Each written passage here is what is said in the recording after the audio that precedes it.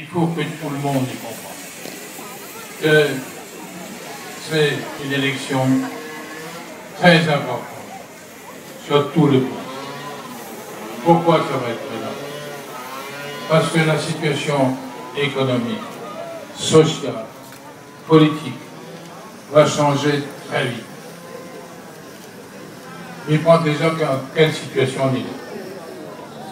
Actuellement, à La Réunion, pour 850 000 habitants environ, nous n'avons jamais connu une situation aussi grave. Si on prend les chiffres officiels, on voit qu'à La Réunion, il y a près de la moitié de la population est au-dessous du seuil de pauvreté officiel. Et dans un débat au Sénat, il disait au ministre, s'il y appliquait le même pourcentage en France, on a 65 millions d'habitants. Ça veut dire que nous aurons plus de 25 millions, près de 30 millions de Français qui seraient au-dessous du seuil. Et Paris, il doit comprendre ça. Nous n'avons un seul plan du chômage. Nous avons 141 000 chômeurs inscrits officiellement. 141 000.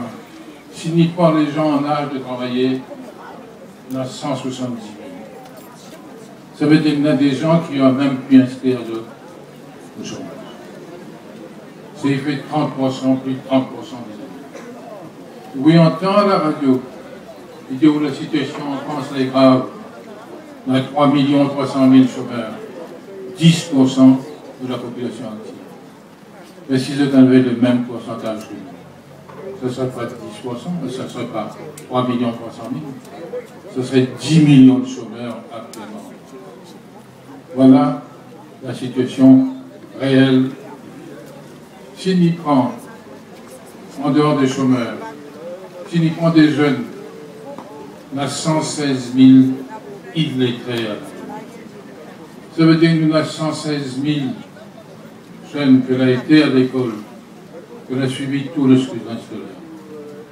Et aujourd'hui, on n'est pas capable de calculer, de dire.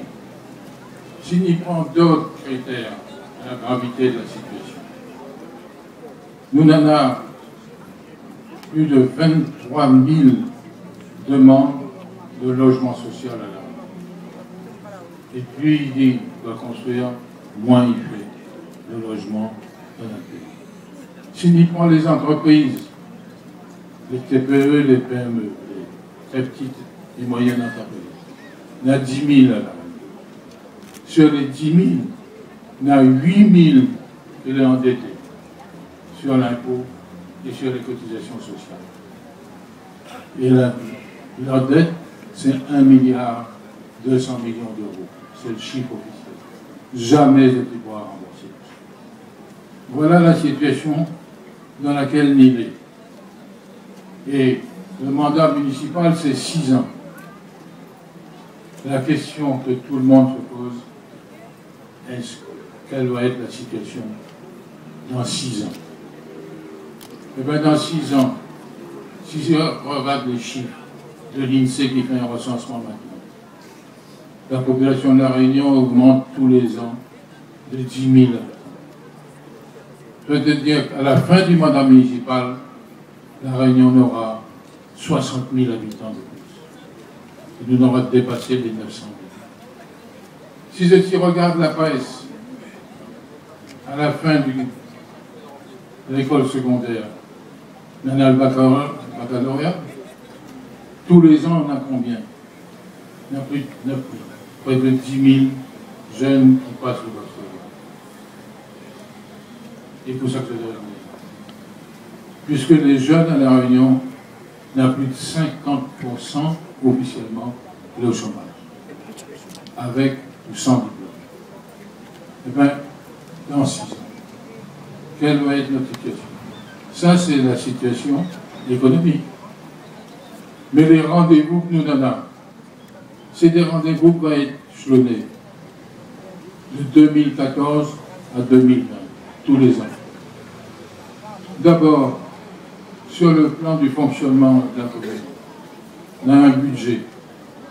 Ce budget-là est rempli par l'octroi de mer, les impôts et les dotations du gouvernement.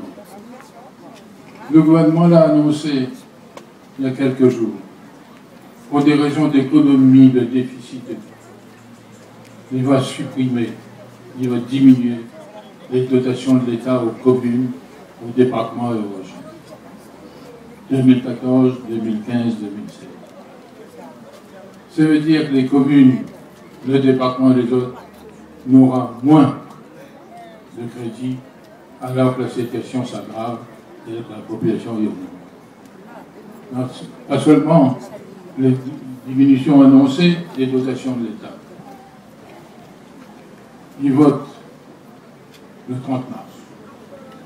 Et Hollande va être réélu encore une fois. Mais en avril, le gouvernement y annonce la réforme des communes, des départements et de la région. Il va réformer tout le système.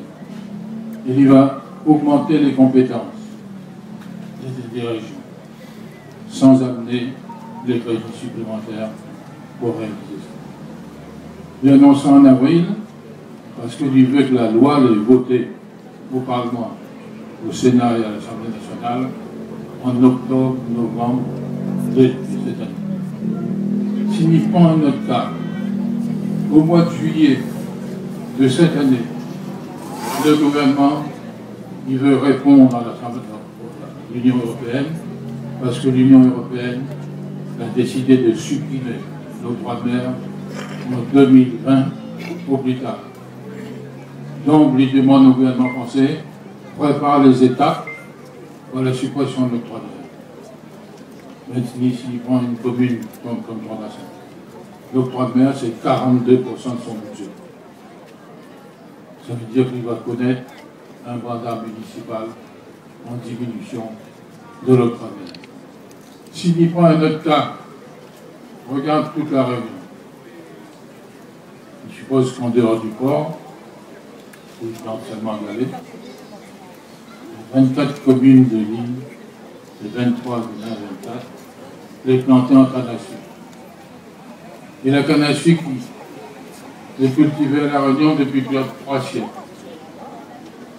Et s'il a développé, c'est parce qu'il a un système de l'Union européenne qui appelle les quotas et le prix garanti. On appelle quotas pour compliquer la situation, mais c'est simple.